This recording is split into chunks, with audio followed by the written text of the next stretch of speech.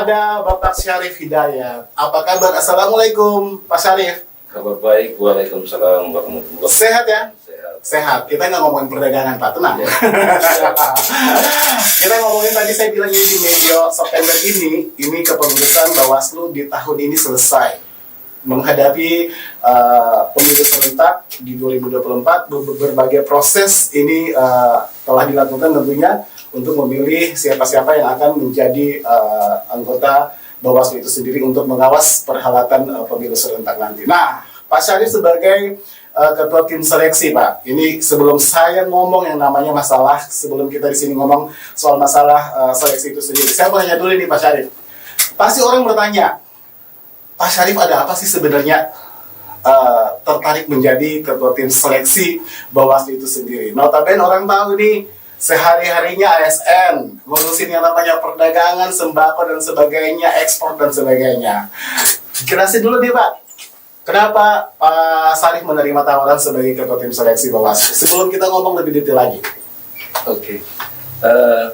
Mestinya kita harus lihat dari proses awal ya. Proses awal bahwa saya tidak tiba-tiba menjadi pegawai negeri. Tiba-tiba. Tapi ada proses-proses sebelum itu. Ya. Pertama saya adalah aktivis juga dulu. Kita tahu itu semua Pak. Ya. Aktivis, sudah pernah jadi beberapa pimpinan di organisasi. Jadi mungkin reputasi-reputasi itu yang kemudian menjadi perhitungan teman-teman di tingkat grassroots untuk mendorong saya untuk menjadi tim saya. Pas kemudian ada penjaringan yang dibuka lewat pemberitahuan yang disampaikan oleh Bawaslu. Jadi teman-teman mendorong saya kalau bisa juga, dan alhamdulillah syukur saya ikut dan saya lolos. Di antara beberapa orang yang ikut, kita ada 5 orang yang terpilih, dan di antara 5 orang itu hanya 3 orang yang benar-benar berasal dari Maluku, sedangkan 2-nya berasal dari daerah lain. Oke, baik. Pak Syarif ini kita tahu bahwa mantan aktivis Pak ya. Walaupun sekarang juga Pak Syarif melihat fenomena bahwa ini aktivis bergerak kemana-mana, aktivis ada di mana-mana, aktivis mengawali proses pembangunan ini sendiri. Ini kita flashback dulu nih Pak. Apa bedanya Pak zaman Pak Syarif jadi aktivis dengan teman-teman sekarang Pak? Iya, saya kira kita berada dalam 2 zaman yang berbeda. 2 zaman yang berbeda. Ketika zaman di mana saya menjadi aktivis, adalah zaman di mana para aktivis masih terkungkung, masih terkurung dan belum bisa keluar lapangan. Kita berdialog, kita menyampaikan pendapat, masih terbatas dalam lingkungan internal. Akan sangat berbeda dengan teman-teman aktivis sekarang. Mereka bisa berbicara sebebas mungkin di jalanan. Mereka bisa menyampaikan aspirasinya, bisa berdemonstrasi. Yang dulu kita ulang. Mungkin itu yang agak sedikit berbeda dengan zaman. Jadi mungkin dulu itu dibungkam, ya. Kalau sekarang itu free speak up. Ya, jadi silakan mau speak up sesuai dengan demokrasi kita saja. Mungkin ya Pak Syarif ya. Apa enaknya sih Pak zaman dulu jadi aktivis Pak? Saya kira ada plus minusnya ya. Yang plus minusnya kita merasa tertekan, tertumpung dalam sebuah lingkaran yang kita tidak bisa sebebas mungkin menyampaikan aspirasi kita kepada masyarakat. Padahal zaman itu waktu kita masih pemuda, mahasiswa, kita menjadi ujung tombak kepentingan masyarakat juga. Tetapi memang banyak langkah-langkah kita yang masih terbatasi oleh kekuasaan. Memang waktu itu barang enak, tapi enaknya itu kita menjadi bersatu, menjadi menyatu. Kita merasa ada senasib dan sepenanggungan yang harus kita perjuangkan. Yang diperjuangkan itu apa Pak sebenarnya? Banyak, persoalan kepentingan masyarakat, masalah buruh, masalah program-program pembangunan yang tidak jalan seimbang, masih banyak yang memang waktu itu kita perjuangkan. Walaupun memang kami sadar betul dia tidak sampai kepada titik kulminasi yang kita butuhkan, tetapi setidak-tidaknya itu kita sudah suarakan. Artinya bahwa ini proses demokrasi dikawal sama Pak Syarif dan teman-teman. Artinya perubahan juga ada saat itu, walaupun juga mungkin nggak nampak seperti sekarang Pak Syarif ya, karena tadi mungkin dibungkam, juga eranya masih era demokrasi yang belum bebas seperti sekarang Pak Syarif ya. Pak Syarif, ini kan kita lihat banyak sekarang generasi muda yang akhirnya terjun dari aktivis, akhirnya nyebrang jadi politisi, dan hebatnya lagi nih Pak, mereka bisa duduk sebagai anggota dewan atau legislator itu sendiri. Pak Sarif dulu nggak tertarik Pak jadi anggota dewan? Sebenarnya kalau harus kita mengikuti keinginan kita, talenta kita waktu kita menjadi seorang aktivis. Oke, ini teleponnya pasti bukan dari aktivis Pak ya, bukan dari teman aktivis Pak. Lanjut Pak. Mestinya kita harus jalan ke situ. Oke. Tetapi memang dalam titik tertentu kita harus mengambil pilihan. Pilihan antara jalan terus sebagai aktivis atau kita harus mengambil keputusan menjalani hidup sebagai manusia biasa yang kita harus berkeluarga, harus mencari kebutuhan hidup dan sebagainya. Oke, artinya bahwa oke, perjuangan sebagai aktivis sampai di sinilah. Ini dilanjutkan mungkin estafetnya sama yang lain, tetapi soal masa depan itu pilihan ya Pak Sarif ya. Siapa mau jadi apa itu juga sebenarnya. Karena masa itu juga Bung Jen, pada masa itu memang kita kemudian pada saat selesai reformasi itu kan kita diberikan pilihan mau tetap pegawai negeri, mau jadi pegawai negeri atau mau politisi. Sebenarnya waktu itu bisa memilih. Oke. Tapi saya memilih untuk tetap PNS karena saya rasa itu lebih pasti. Catat ya, bukan berarti menjadi aktivis itu pasti, ya kan? Itu sebenarnya soal pilihan saja sebenarnya. Oke, ini waktu terus berjalan. Pak Sarif akhirnya memilih sebagai ASN. Yang dirasakan pertama kali jadi ASN apa Pak? Yang tadinya aktivis berkoar-koar, free bebas di mana-mana, ada di lapangan, terus tiba-tiba Bapak harus plak duduk di meja. Iya,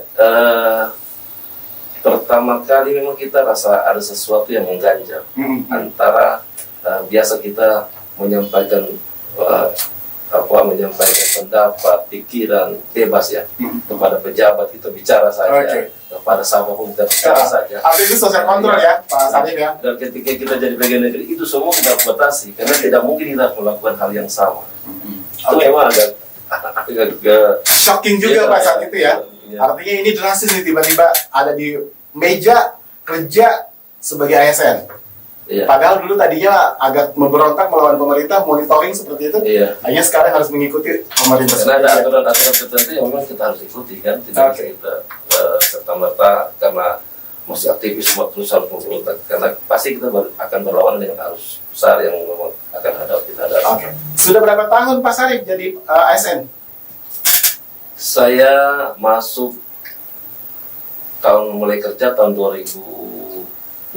Sampai sekarang ya sudah 26 tahun Pak ya. Suka dukanya apa sih Pak? Ya banyak lah. Sebentar, kalau banyak itu banyak dukanya apa banyak sukanya Pak? Sebenarnya sukanya juga banyak. Baik, kita mengerucut lagi nih Pak. Kalau tadi basically-nya semua orang di sini teman Anes jadi tahu ya, yang menonton tayangan ini, Pak Sarif itu aktivis, berjuang, turun di jalan, akhirnya berhadapan dengan pilihan ini mau menjadi politisi atau memang menjadi ASN. Akhirnya pilihan yang tepat adalah menjadi seorang ASN, mengabdi kepada negara. Walaupun kita tahu dulu sempat memberontak juga yang menjadi aktivis seperti itu. Pak Sarif, Bapak akhirnya menerima tawaran sebagai mengikuti seleksi, dorongan teman-teman, dorongan berbagai pihak, akhirnya terpilih juga Pak sebagai ketua tim seleksi untuk Bapak sendiri. Kita ngomongin demokrasi lagi nih Pak, karena kan sebelum pemilu itu dilaksanakan, pentahapan itu sudah dilaksanakan pada sekarang. Bawaslu sudah mulai jalan, KPU sebagai penyelenggara pemilu juga sudah mulai berjalan nih Pak sebenarnya, ya kan? Nah, Pak Sarif melihat alam demokrasi kita seperti apa Pak, khusus di Maluku, Kota Ambon? Saya kira demokrasi kita sebenarnya jalan bagus ya, bagus karena kita membuka keran-keran demokrasi kan semua terbuka.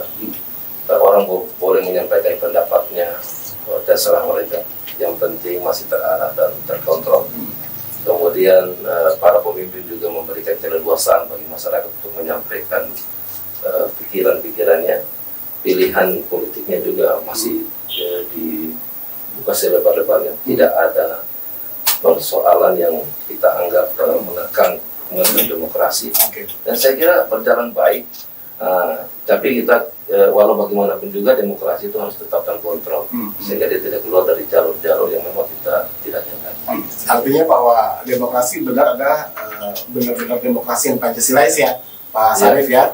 Oke. Nah, ini tim seleksi sudah mulai berjalan nih Pak, udah mulai melakukan tugasnya. Pak Syarif dan teman-teman tentunya ini punya tanggung jawab yang besar kan Pak, bisa akhirnya nanti memilih siapa-siapa yang memang pantas dan kredibel Pak untuk menjadi komisioner dan anggota Bawaslu itu sendiri untuk bagaimana mengawasi pemilu yang sehat seperti itu. Nah, Pak Syarif, bisa diceritain nggak pentahapan-pentahapan pada saat seleksi nanti itu seperti apa Pak untuk memilih para komisioner dan anggota Bawaslu itu sendiri? Pentahapan yang harus dilalui oleh calon anggota Bawaslu yang mau mengikuti seleksi ini seperti apa Pak? Iya, kita sudah mulai berjalan sejak tanggal 11 ya 12 berjalan. Untuk pentahapan itu sudah mulai berproses. Kemudian kita menyampaikan informasi ke publik juga. Alex juga kita Melalui media juga Pak ya? Media, dan semua media cetak, media elektronik kita sampaikan, dan alhamdulillah syukur hasil penjaringan yang kita sampaikan itu kita menghasilkan 79 pendaftar. Itu seluruh kabupaten kota Semaluku. Mereka mendaftar, dan sekarang setelah kita seleksi nanti, kemudian nanti 79 itu juga kita akan lihat hasil kita melakukan penelitian terhadap hasil administrasi. Kalau memang semua lolos ya bersyukur, tapi saya kira mungkin ada beberapa orang yang mungkin akan teralinsasi pada pemberkasan itu. Oke, artinya bahwa ini pentahapan dari awal sudah dibuka rekrutmen pendaftaran untuk 11 kabupaten Semaluku, akhirnya terpilih 79 untuk administrasi dulu nih Pak. Oke, dari 79 itu artinya juga nanti akan ada pentahapan selanjutnya Pak Syarif ya, untuk dicari lagi. 79 itu saya mau nanya nih Pak, banyakkan perempuan apa laki-laki Pak? Di mana-mana pasti banyak laki-laki. Tetapi begini Bung Jen, kita tetap walaupun sebanyak apapun laki-laki dan sedikit, walaupun perempuan sedikit, tetapi kita tetap mengacu kepada 30%. Oke, artinya tetap mengacu pada itu ya? Kuota perempuan tetap harus kita pertimbangkan. Oke. Jadi kalau misalkan di antara 10 ya 2 atau 3 perempuan harus tetap masuk. Harus tetap ada ya? Karena itu bukan kemauan kita, tapi memang aturannya memang sudah ada, betul. Ibu juga, saya sempat wawancara Pak, beliau mengatakan bahwa tetap di seleksi itu harus ada kuota 30% karena itu aturan Pak sebenarnya. Dari ke 79 nih Pak, ini kan kadang-kadang gini Pak, kita nggak tahu nih Pak, tiba-tiba ada yang masuk pada saat diseleksi lagi berkas dan sebagainya, misalnya ada yang keliru atau yang salah. Ini masih bisa dikembalikan nggak untuk direvisi, diperbaiki? Setelah itu bisa ikut seleksi, apa ini memang langsung diputuskan Pak, nggak bisa? Ada masa itu, perbaikan ya? Masa perbaikan, dan itu sudah kita lakukan. Kita lakukan kalau hasil pemeriksaan kita kan ada sekitar 8 orang yang berkasnya bukan tidak memenuhi syarat, tetapi belum lengkap. Dan itu sudah kita kembalikan ke mereka. Dan dari 8 orang yang tidak lengkap berkasnya itu, ada sekitar 7 orang yang sudah melengkapi dan 1 orang itu tidak sempat untuk mengirim berkas. Artinya bahwa ini ada kesempatan Pak ya untuk mereka memperbaiki, merevisi berkas, dimasukkan lagi, setelah itu pentahapan tetap dilakukan Pak Syarif ya. Pak Syarif, kadang nih kan ini sebelum terjadi nih Pak, sebelum saya ngomong lebih lanjut lagi. Kadang kan begini Pak, ada di antara orang yang ikut seleksi itu misalnya ada keluarga kita, kenalan, atau ada family dan sebagainya. Paling tidak ini jangan sampai Pak, ini preventifnya nih Pak, jangan sampai terjadi konflik misalnya, jangan sampai ada kata belece misalnya, jangan sampai ada ini nota nih, ada yang saya rekomendasi seperti itu Pak. Di antara 79 Pak, family Pak Syarif ada nggak di situ? Karena musik itu saya nggak punya family. Ada keluarga saya itu. Kolega, kenalan, Kalau kolega hampir semua yang 79 Titipan nggak ada Pak ya? memang ini orang Ambon bilang susah gampang. Nah, tadi. Jadi memang terpaksa kita harus membuang ego kita. Kita membuang ego kita harus berjalan di aturan main. Oke. Kita harus kembalikan itu. Bahwa sebagai manusia kita ada punya perasaan kasihan, perasaan itu memang wajar-wajar saja. Oke. Tapi tidak harus karena perasaan itu lalu kemudian membunuh ego kita, membunuh integritas kita. Oke. Karena kita kan mau memilih orang-orang yang punya integritas, orang yang punya kredibilitas, punya kapabilitas, netralitas dan macam-macam itu. Kalau kita sendiri yang memilih mereka tidak punya itu, bagaimana kita bisa memastikan orang itu? Jadi dilema juga ya Pak Sarif ya? Iya. Dilema Pak ya? Iya, sangat dilema. Dan memang kita harus tentukan. Tapi sudah ada yang telepon nggak Pak? Misalnya Pak Syarif, ini nomor urut sekian, ini atas nama ini Pak, tolong Pak diamankan Pak. Kalau yang telepon nggak ada. Yang Tetap, WA? ya, Yang WA Pak? nggak ada juga. Cuman yang secara kebetulan ketemu, saudara saya ada ikut, Oh, iya. saudara saya ada ikut, tadi saya ikut, ya banyak. Oke. Tapi kan kita memilih cuma 6, kita kan tidak memilih semua. Ya. Pak Syarif, dari 79 nama itu Pak, 11 kabupaten kota, dirinci nih kalau memang ini Pak Syarif aja sebenarnya, nggak perlu rinci juga Pak. Dari mana yang paling terbanyak Pak? Kota Ambon atau kabupaten yang lain misalnya? Ya memang Ambon masih banyak. Ambon masih Pak ya? Kemudian Tual juga. Oke, Maluku Tenggara Pak ya? Tenggara juga, SBT juga. Oke, jadi Semua itu. Kota Ambon, jadi semua terwakilkan ada Pak ya? Ada. Tapi yang pasti Ambon lebih banyak. Iya. Oke, dari 79 itu Pak, paling tidak gini Pak, ada kan sebenarnya spesifikasi yang dimulai oleh tim ses sendiri kan Pak Sarif ya, untuk bagaimana nanti yang terpilih itu 6 dari semua itu. Pentahapan selanjutnya apa nih Pak? Kita setelah ini kan kita akan menyampaikan hasil pemberkasan itu, penyeleksian berkas. Oke. Kita sampaikan itu. Itu diumumkan ke publik Ya, Pak? disampaikan ke publik. Nanti juga kita akan hubungi Amnesty. Oke. Kita akan sampaikan secara terbuka. Pak Aci, iklan lagi, tenang. Silakan Pak. Dari 79 itu saya tidak perlu menyebutkan namanya ya. Betul, ini rahasia ya. Tapi di antara 79 itu ada sekitar 41 atau 42 yang mungkin akan terpilih Di babak Untuk di mengikuti seleksi selanjutnya. akan mengikuti sesi berikutnya, yang kemudian nanti setelah itu kita akan memulai pentahapan berikutnya yaitu CAT yang kemudian dilanjutkan dengan tes psikologis. Psikologi. Jadi pentahapannya luar biasa ya Pak Nanti Sarif. setelah, karena dia nggak satu-satu sebenarnya, dia Oke. langsung dua-dua. Oke. Jadi tes tertulis di CAT pilihan ganda itu sekaligus dengan tes tertulis, nanti digabungkan dengan tes psikologi. Lolos dari situ kita akan masuk tahap berikut, baru Ada wawancara juga, interview tes ya. kesehatan itu wawancara biasanya terakhir. Terakhir.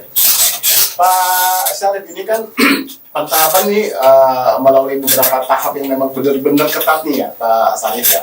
79 akhirnya yang tadi 40 lebih yang akhirnya terpilih dan sebagainya.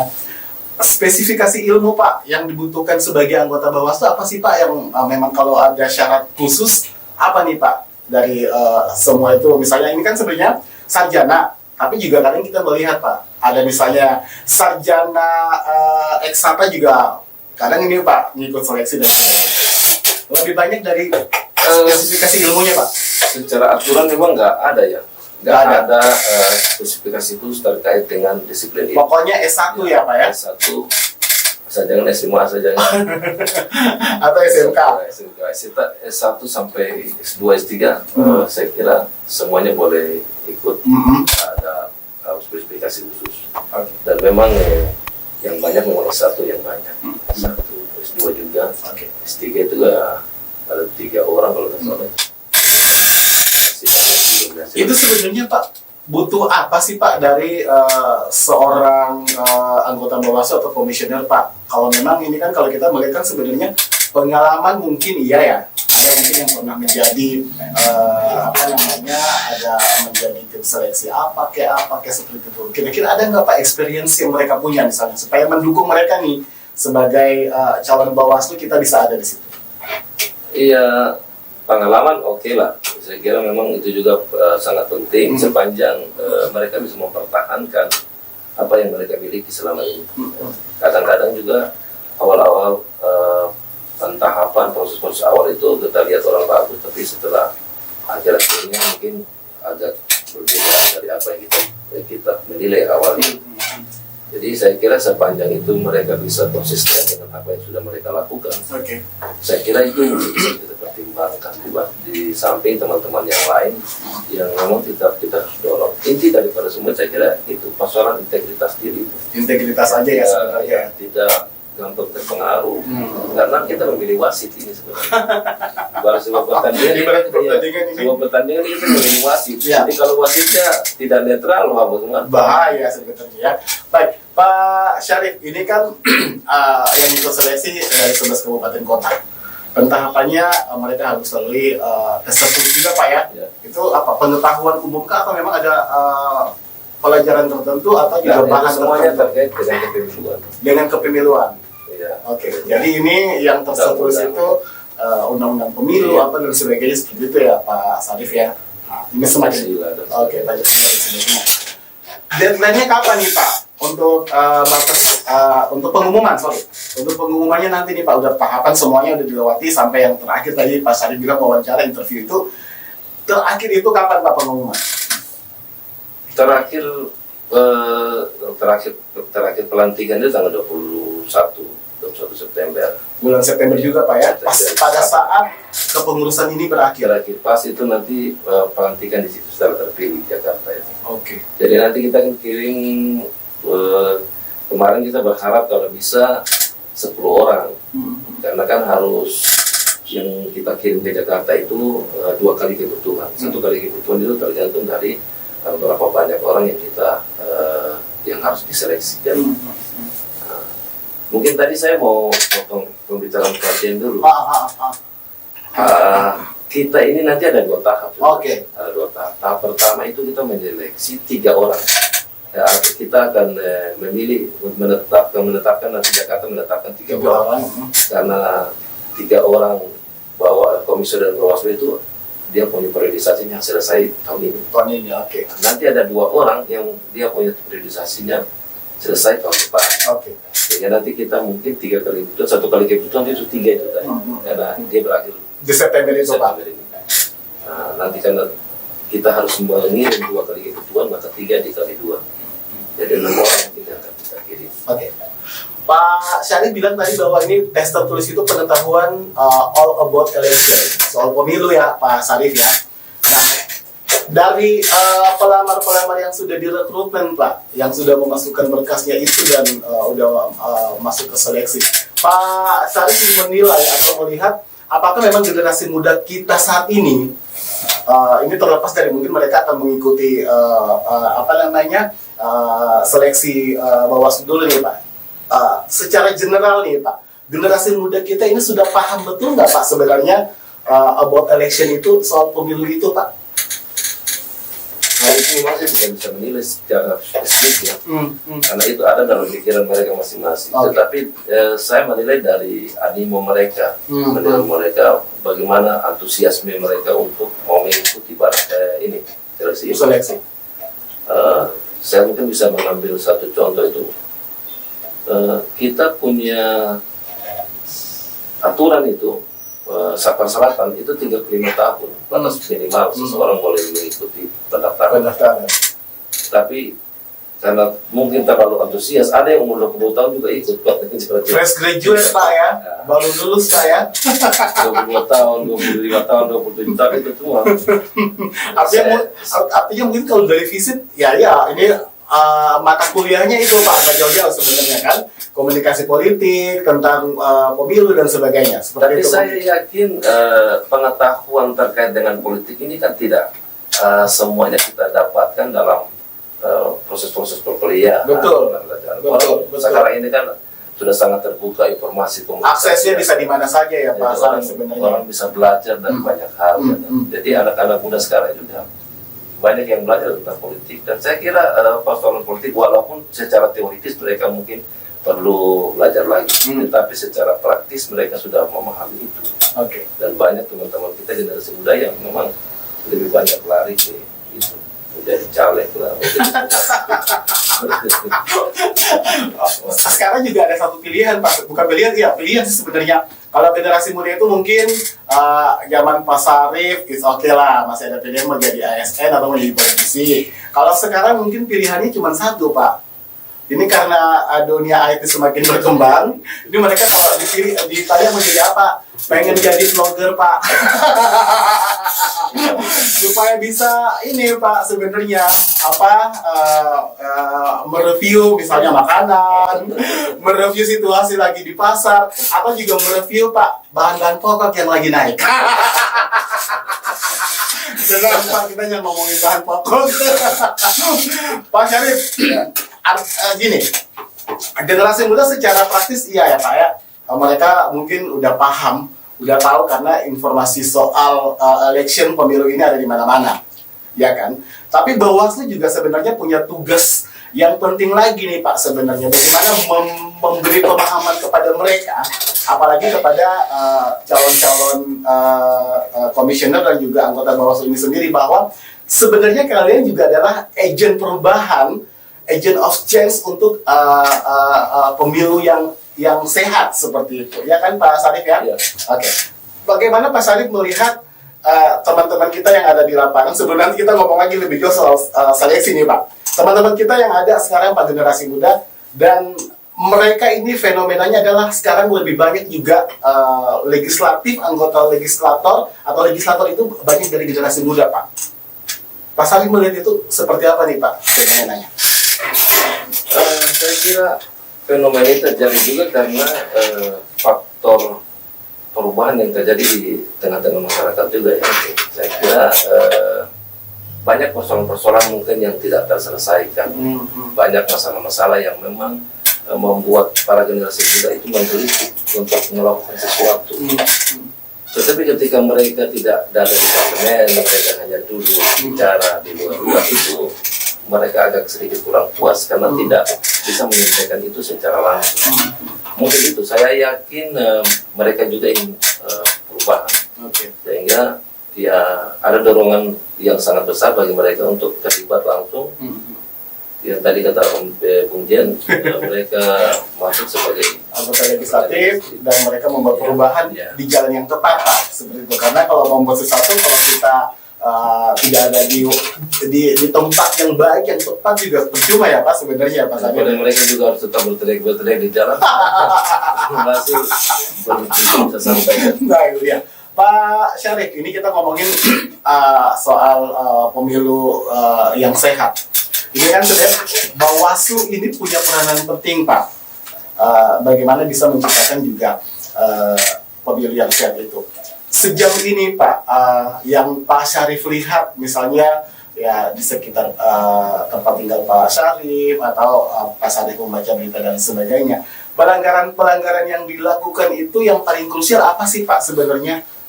Kalau Pak Syarif melihat sebenarnya pelanggaran pemilu yang terjadi Pak, karena kalau kita lihat ya Bawaslu juga sebenarnya nggak bisa kerja sendiri akhirnya, karena butuh kolaborasi nih Pak, ada dari masyarakat, OKP, tokoh agama, tokoh masyarakat dan sebagainya. Saya kira memang ini agak sedikit perlu kehati-hatian sebenarnya dari teman-teman Bawaslu. Dan memang juga kita yang tadi saya bilang harus kreativitas dan sedikit agak tegas.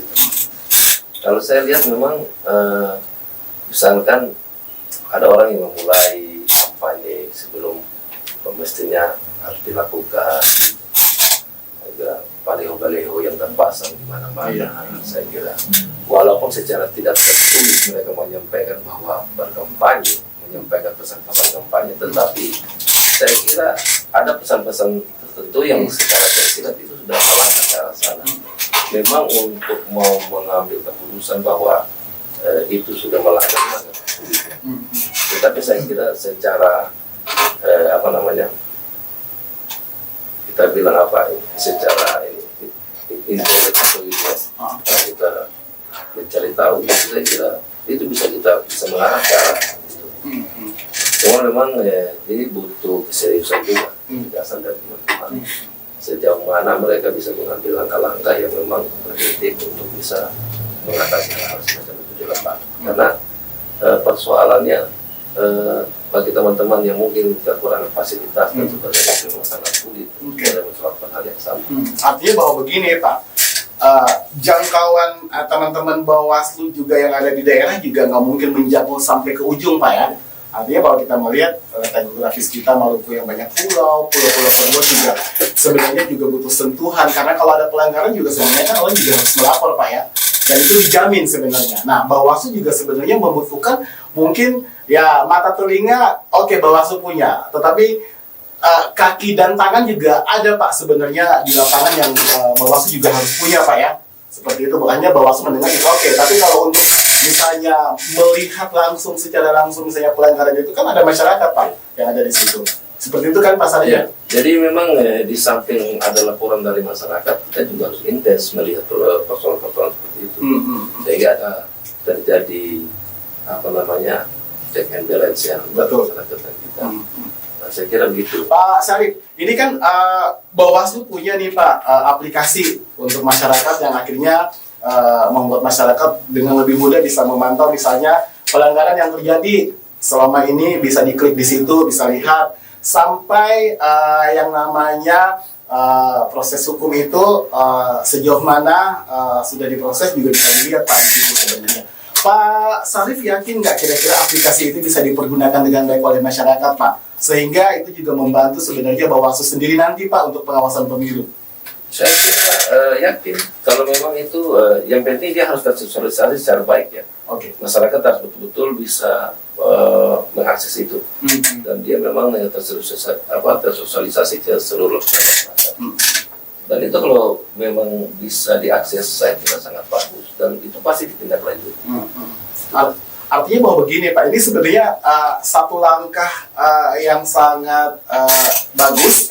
Ini teman-teman generasi muda milenial ini mempergunakan IT, gadget ini semua orang punya Pak. Mereka lebih cepat mengakses yang namanya informasi lewat itu. Sebenarnya juga ini yang tadi Pak Sarif bilang, butuh sebenarnya juga kerja keras Bawaslu sendiri Pak ke depannya untuk bagaimana mensosialisasi aplikasi dari Bawaslu itu sehingga semua elemen masyarakat tanpa terkecuali Pak ini bisa mengetahui apa saja mengenai pelanggaran itu di aplikasi yang dipunya oleh Bawaslu Pak Sarif ya. Oke. Pak Syarif, ini seleksi sudah dilakukan. Sekarang udah di tahap mana nih Pak Syarif? Kita kan baru masuk di tahap pendaftaran.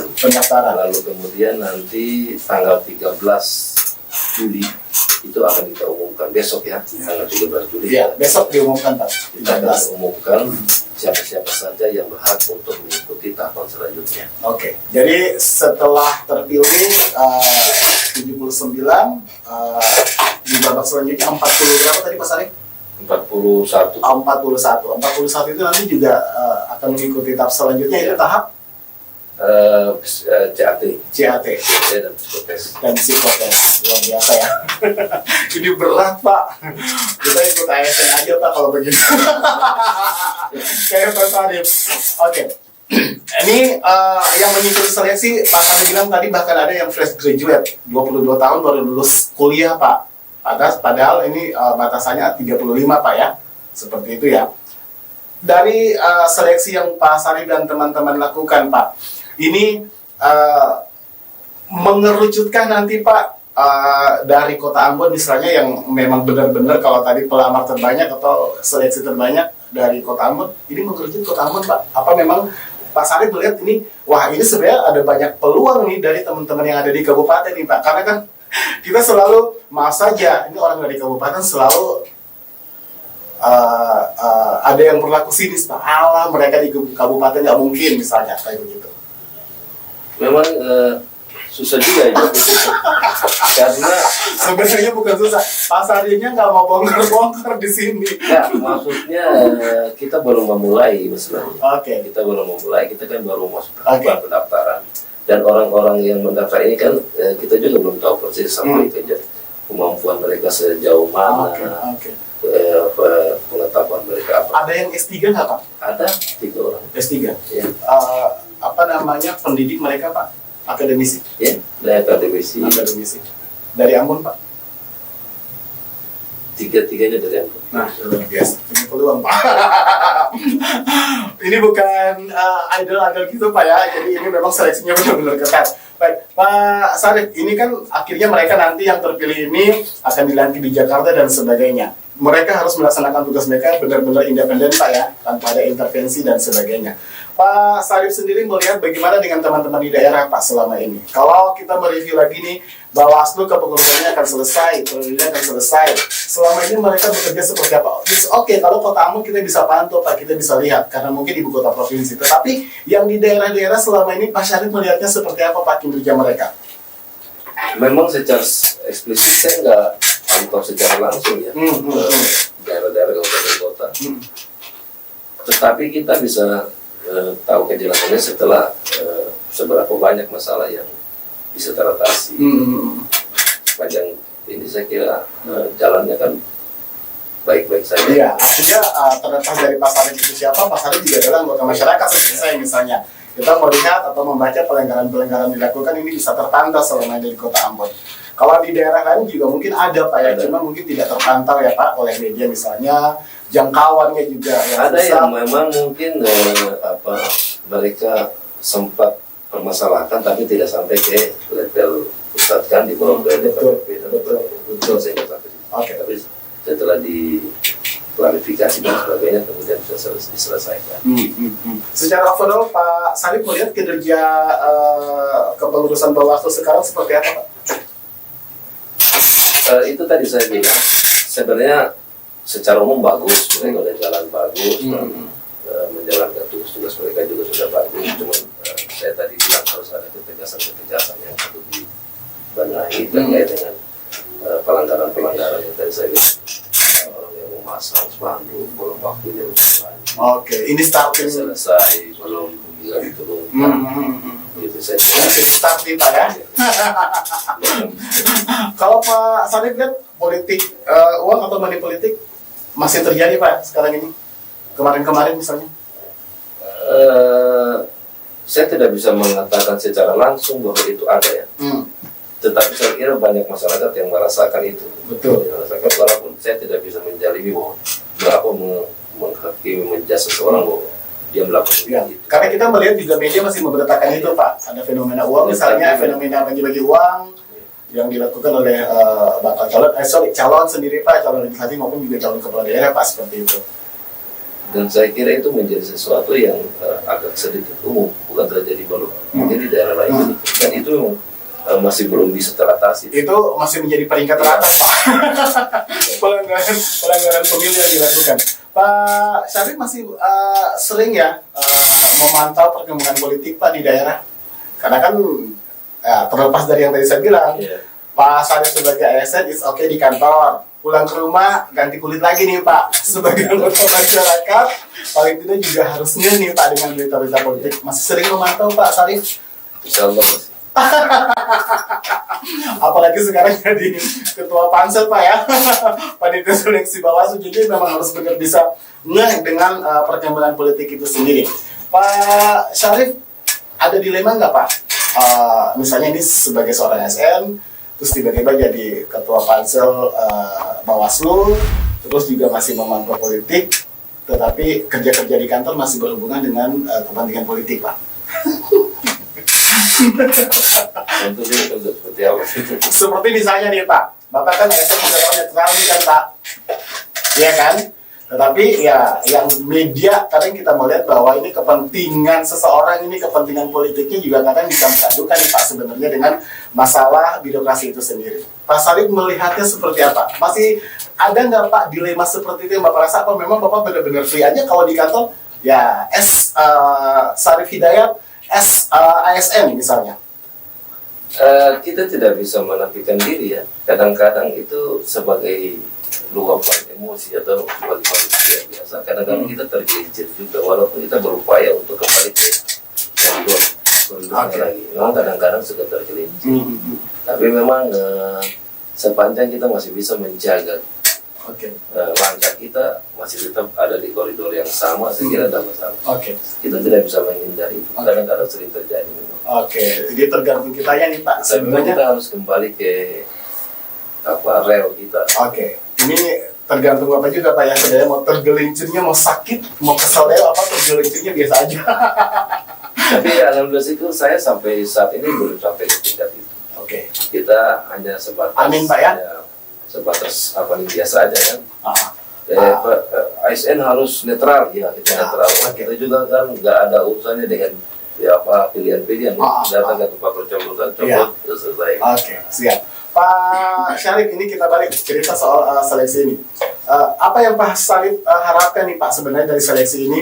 Kalau kita melihat bahwa ini juga banyak masyarakat yang menginginkan Bawaslu harus lebih totally lagi, total football nih Pak, untuk melaksanakan tugasnya nanti kalau mereka terpilih, misalnya komisioner dan anggota yang baru. Karena kalau kita melihat ini tugas berat di 2024 ini menghadang mereka Pak. Ya kan? Pemilu serentak, legislatif ada. Semuanya nih Pak secara serentak, dan mereka juga harus benar-benar bukan cuma pemilunya sehat, Bawaslunya juga harus sehat. Seperti itu. Jadi apa yang mau Pak Syarif katakan di sini Pak terkait dengan seleksi yang sebentar dilakukan, harapannya apa, terus juga misalnya ke depan yang terpilihnya nanti memang harus benar-benar bisa mewujudkan Bawaslu yang bisa menjamin bahwa pemilu itu sehat. Iya, saya kira tadi saya sudah sempat singgung. Kita memilih wasit. Oke. Yang jelas kita harus memilih wasit yang benar-benar netral. Dia punya integritas, adil dan sebagainya. Nah, saya kira ke depan saya tidak mengatakan bahwa yang ini tidak. Tapi saya berharap ke depan kita benar-benar bisa menghasilkan produk dari tim seleksi ini. Itu benar-benar Bawaslu, komisioner Bawaslu yang punya kapasitas, kapabilitas, kredibilitas dan lain sebagainya yang memang bisa membuat perubahan-perubahan. Apalagi tadi kata Bung Jen bahwa nanti di 2024 banyak tugas berat ya Pak, tugas berat, perhelatan yang memang betul-betul menguras tenaga, pikiran dan jadi sebagainya. itu kita membutuhkan orang yang memang punya kemampuannya itu dua kali lipat, tidak hanya sekedar menunggu, dia harus istilahnya full time kerja. Ada istilah kita harus 24 jam 7 hari seminggu, kita harus tanpa henti, harus standby. Kadang kita berpikir kita kan kerja Sabtu sampai Jumat aja lah, kita libur nanti Sabtu Senin sampai Minggu Jumat aja, Sabtu Minggu jadi udah bisa. Kalau kita menggunakan prinsip yang kayak tadi tahun 2024 kita harus standby. Karena memang itu menjadi tugas kita. Oke. Jadi ini pesan buat nanti akan terpilih Pak ya. Artinya bahwa ini sementara berlangsung pentahapannya. Pak Sadi dan siapa-siapa Pak yang terlibat di dalam sebagai tim sel Bawaslu kali ini? Tim seleksi saya, Syarif Hidayat, terus ada Ibu Nova, terus ada Pak Rusdi Abidin, terus Pak Yusri Triadi, itu dari Jakarta, Bogor. Terus ada Pak Edi Haryanto dari Jakarta. Dan ini nanti hasilnya apapun, siapa yang akan terpilih, ini hasilnya adalah benar-benar murni Pak ya. Tidak ada kong kali kong Pak sama sekali. Apalagi dipilih cuma 6. Nah itu dia. Pak Sadi terakhir Pak, sebelum obrolan di podcast Ambon Express ini, saya tutup, teman-teman Anas juga mungkin pengen tahu nih yang sebentar menonton. Pak Syarif pensiun nanti kan Pak? Iya. Di 56 tahun. 58. 58, oke. Ada perubahan 58. 58 tahun lagi pensiun. Pak Syarif benar-benar mau kembali lagi Pak. Seperti semula, artinya bahwa ini perjuangan yang dulu saya mau lanjutkan. Terjun ke politik misalnya. Sebenarnya ada. Sudah terbaca. Ikan harus cari air. Sudah terbaca dan ini bahwa Cuma masalahnya kayaknya nggak sampai, nggak ketemu, waktunya nggak ketemu. Karena saya pensiun nanti di 2024, sementara itu sudah berlangsung pemilihannya. Jadi kita harus menunggu lagi.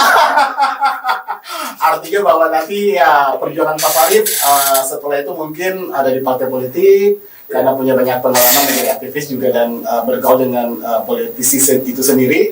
Akhirnya kita tunggu saja Pak ya nanti ya 2024 selesai Pak Syarif ada di partai mana, ini Pak Syarif akan seperti apa, kita tunggu saja. Terima kasih teman-teman yang sudah menonton podcast Ambon Express hari ini, itu kan sampai berlibat. Obrolan seru, dan yang pasti catatannya bahwa ini eksklusif. Pak Syarif sudah bongkar banjir di sini bahwa setelah Presiden 2024 tunggu saja gebrakannya di partai politik. Terima kasih Pak Syarif, sehat selalu. Sampai jumpa. Terima kasih.